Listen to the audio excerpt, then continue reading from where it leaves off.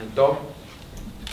To be honest, I don't have to do anything now. You just sit back and say, yeah, that's right, that's wrong. A bit more there, well, that's not right. Dom's become a great observer in all this, but I think fair to say probably one of the biggest nights of your career coming up as well. Yeah, isn't it's it? good. I mean, you know, like the good thing about having these two guys, we call them Dave H and Dave S. And the good thing is you can monitor everything that Kell does. His food, you know, Dave feeds him. We plan out a workout for him, and Dave works out the calorie expenditure, how much energy he's going to need. And you know, his performances is going through the roof. Last time he boxed, we only did it for a couple of weeks, and there was massive improvements. And you know, to say that it's Kell's original fight day is going to be next week on the 19th, this Saturday coming. We've got another 5 weeks to go, and the shape and condition he's in.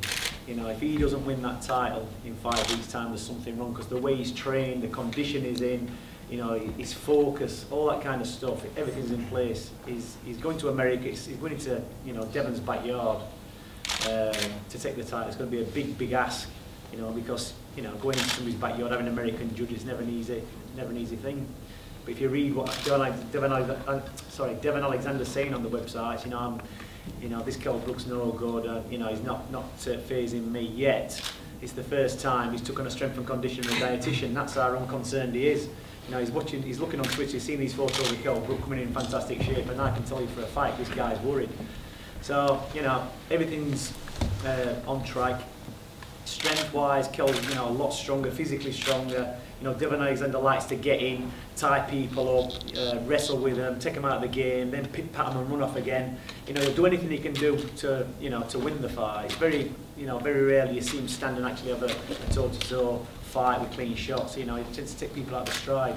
And if he tries that tactic with Kell, Kell will just throw him off and start hitting him with bombs, a bit like Timothy Bradley did. And he's got that to be able to do that. He's got the strength, he's got the stamina, he'll be able to do it for 12 solid rounds.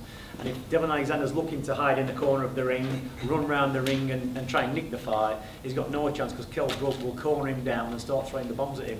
They'll catch him, and hopefully, I think it's been our job to say Kell's going to stop him. It'll be a big ring, but I think somewhere around about the 10th or 11th, 12th, you'll see Devon Alexander struggling to get through those last 2 rounds. I think it's going to be, worst ways of points decision for Kell Brook. But like I say, he's left no stone unturned. It's the best. This is the best he's trained. We keep saying that every time. Last time he trained hard, but this time he's had so much more time. Eddie managed to get an extension when Kell was injured, which only worked in our favour.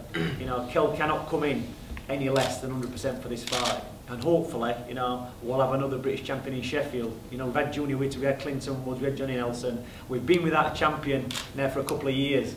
And it's time, Kell Brook, it's been wrote in the boxes of boxing history. We've said all along, this kid's going to come through and be world champion. It's his time. He's going to have to do it the hard way. It's not going to be like Ricky Hatton did in Manchester in front of his own crowd, or Nazim Ahmed did down in Wales when he became it. He's going to have to go into the backyard in America and take the title. And there's very few people in British boxing being managed to do that. So hopefully, I'm not going to say fingers crossed, because I don't think it's a case of luck. It's down to hard work and discipline. On fight night, Kell's going to do the business and bring the title back. Thanks, Dom and Kell. Biggest night of your life? I don't think I've seen the centre. This is the biggest night of my life.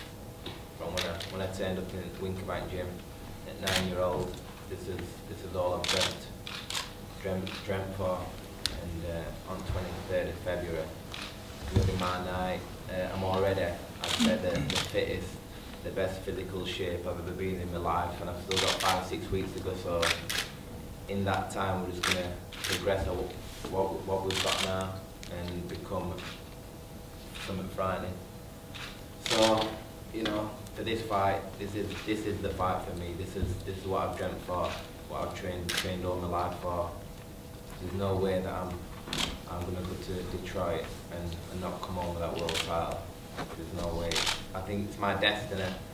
There's certain things what have happened in my life. What's I think that it's definitely meant to be. Definitely meant to be this.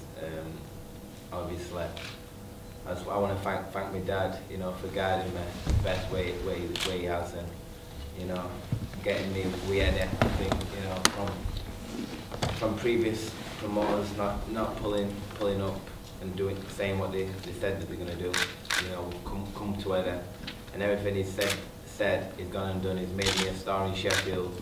You know, we're filling arenas out in Sheffield, packing them out. And, you know, and now everything's just been exploding from fight to fight. And now we've got the big one.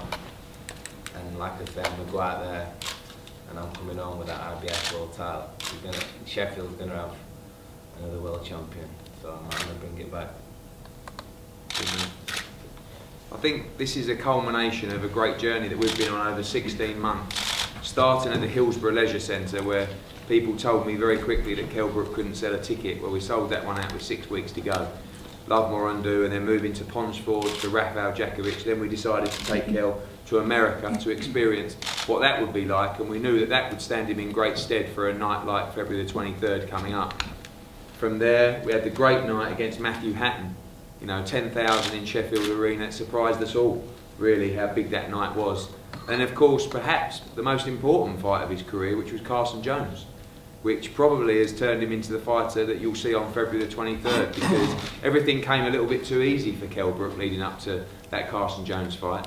And looking back now, you know, everybody, you know, myself included, took things for granted leading up to that fight. It's only when you get a wake-up call like that that you realise things have got to change if you want to be the very, very best.